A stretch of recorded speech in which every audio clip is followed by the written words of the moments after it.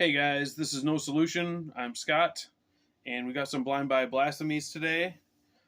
First, I guess a little bit of house cleaning. I don't like to really talk about views and subscribers and all that stuff. I don't know. I don't know why. It just seems to me like the talking about how much money you make or something like that. It just seems like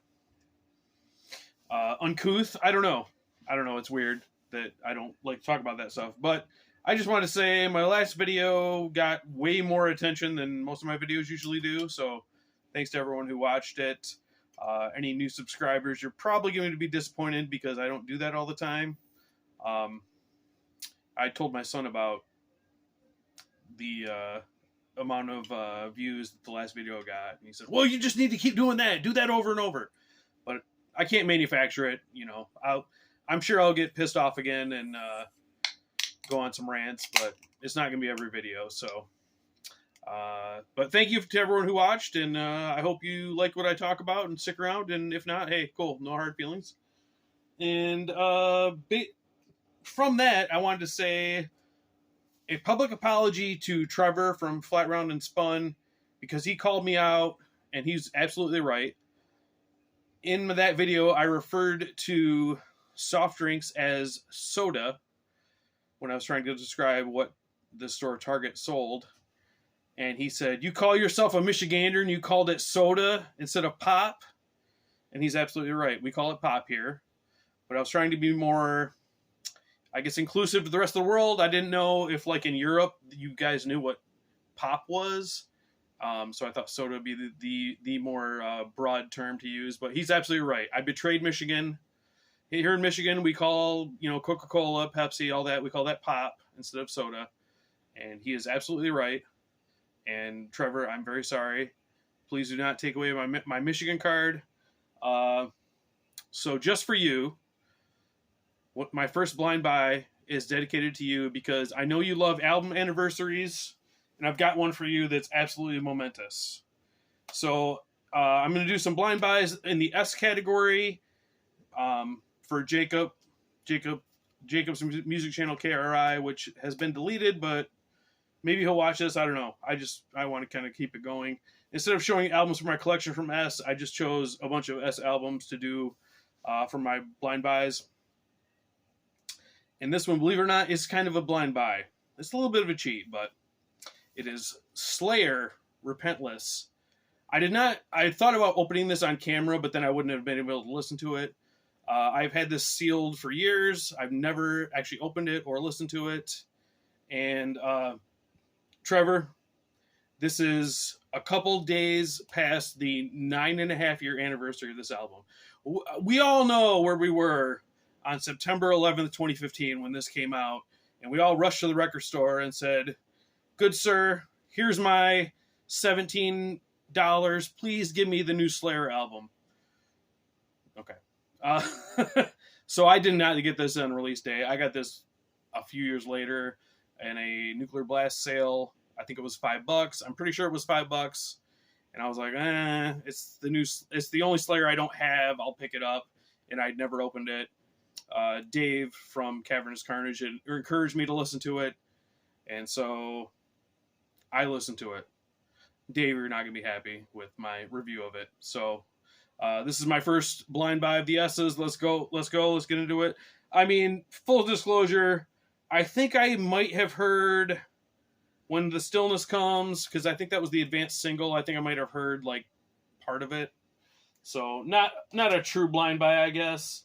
But, yeah, like I said, released in 2015. The first proper song after the intro, Repentless, has a comical amount of fucks in it. It was just like, I was just laughing as Tom Araya kept saying fuck over and over. Like, buckle up, guys. This is going to be edgy as fuck. Okay. So Jeff Hanneman had passed away by this time, so this was all but one song was written by everyone's favorite Jägermeister enthusiast, Kerry King, who, based on my history of the band, whenever he's more of in charge of an album, I'm not that into it. I guess what I would say about this album is it's so tough. tough in quotations. Just it just seems like paint by numbers Latter-day Slayer. And I don't mean to shit on Kerry King too much, because Christ Illusion and World Painted Blood, I was not really into those either. And I'm pretty sure God Hates Us All has not aged well. So my history with Slayer is, it's not like I've loved every album besides this one. It's just kind of there, man. It's fine. But I can't really foresee revisiting this too much. It's not... There's some albums that are so bad, like Saint Anger. Every couple years, I just, like, it can't be as bad as I remember. And I pull it out just out of curiosity, and I listen to it. I was like, oh yeah, it really is that bad. This isn't like that. It's just fine. Which is almost kind of worse. Like, I'd almost rather it was bad than just kind of there. I can't imagine a scenario where I'm like, oh man, I want to listen to some Slayer. Oh, I haven't listened to Repentless in a while. Let me pull that out and jam that. So I'm guessing this thing is going to probably collect dust. I might listen to it a few more times before I'm in a grave and my son throws it in a dumpster. So, but I have it, so there's that. When the Stillness Comes, like, I think that was the single or the advanced single. It's at least a little different, more mid-paced, and has a little bit of atmosphere to it. Most of it is just, I don't know.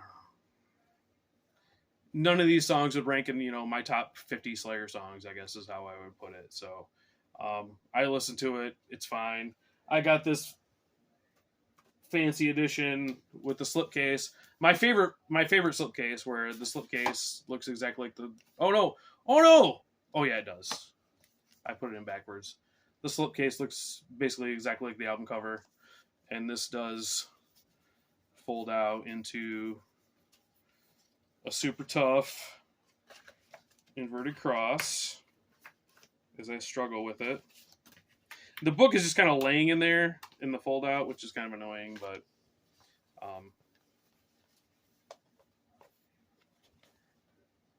there you go.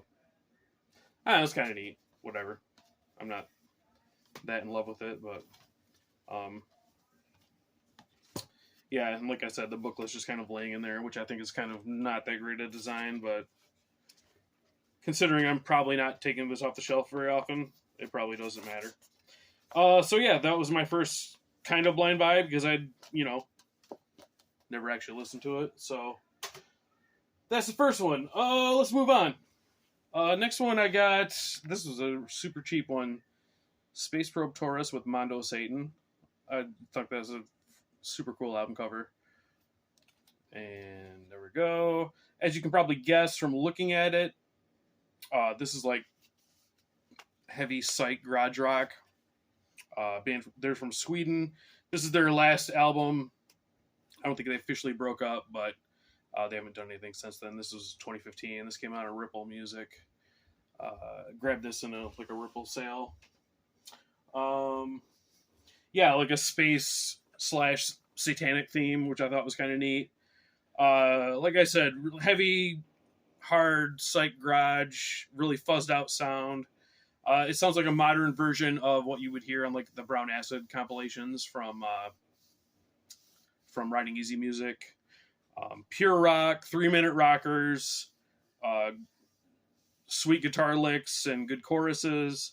What I would be curious about is like Jason from Black Leather Eyes is really into like kind of this 70s psych stuff.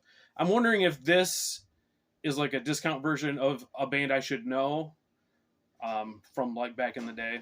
I don't know. So Jason, if you've heard this or know about it, let me know if this is kind of the gateway to something I probably should be more familiar with.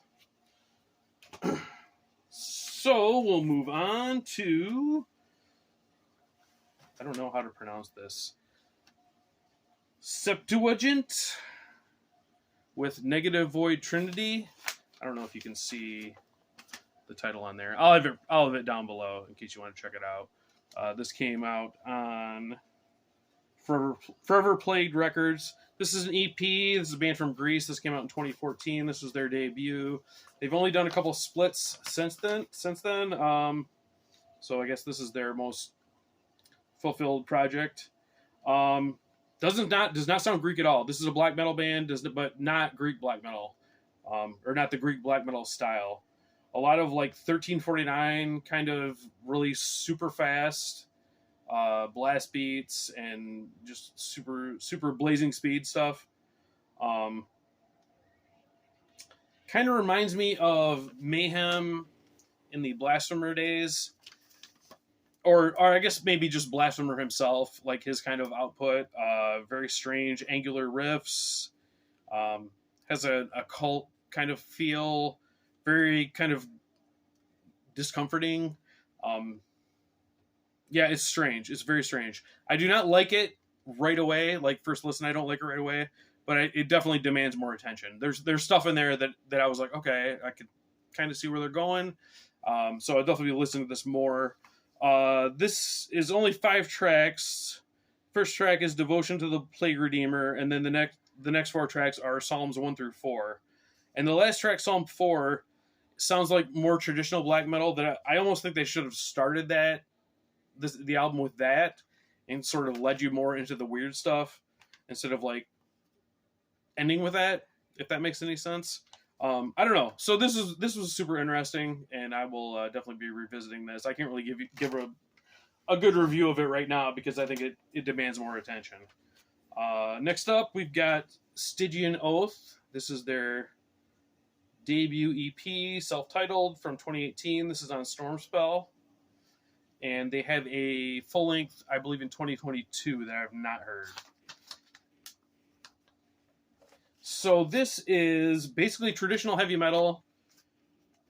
The vocals really remind me of Jeff Tate without like the low kind of baritone stuff, like his higher register, and then into his screams, like that kind of stuff. And this is really fun. The music kind of reminds me a bit of like early Queensryche crossed with like Omen.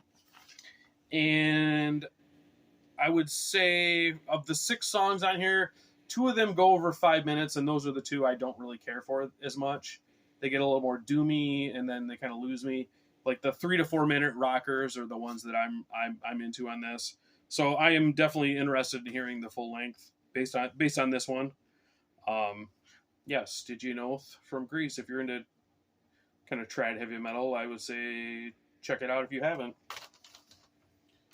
And all right, we've gone over my 10-minute limit, so you guys can check out. No hard feelings. This is the other one. This does not fit at all. This is The Storm.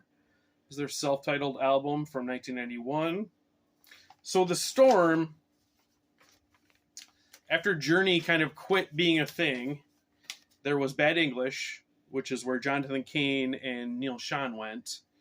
And then there was The Storm, which had Greg Rowley, who had left Journey years earlier, Ross Valerie and Steve Smith, all Journey members. And then they were joined by Kevin Chalfant on vocals, and I did not write down the guitar player's name because that's the kind of research I did. He'd been in some other like kind of AOR bands, so Josh Ramos. Okay.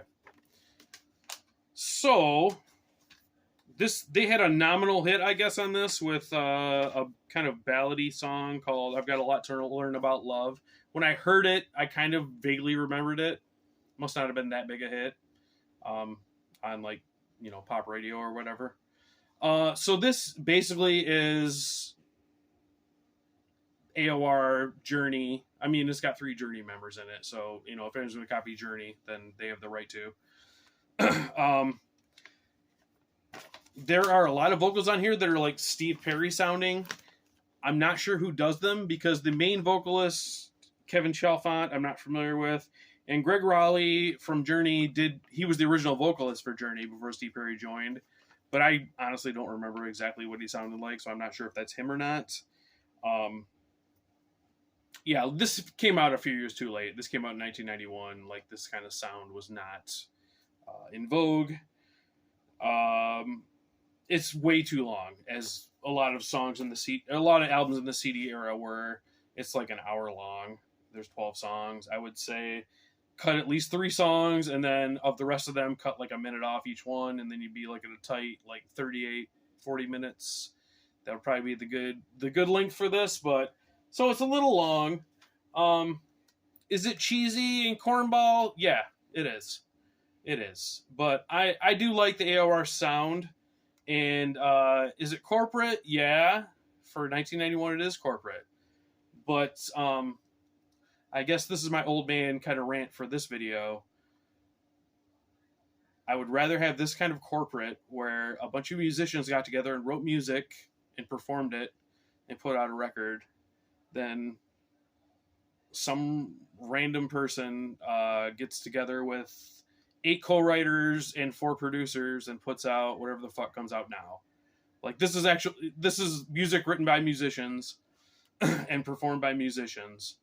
And there's a lot of catchy stuff on here. I mean, it was a fun listen. It was a little too long, but as you can see, I picked it up for $2, knowing it was like kind of a Journey offshoot, and it kind of scratches that itch. If you're in the mood for like that type of AOR sound, I would think the Storm would do the job for you. So that's it for this one, guys.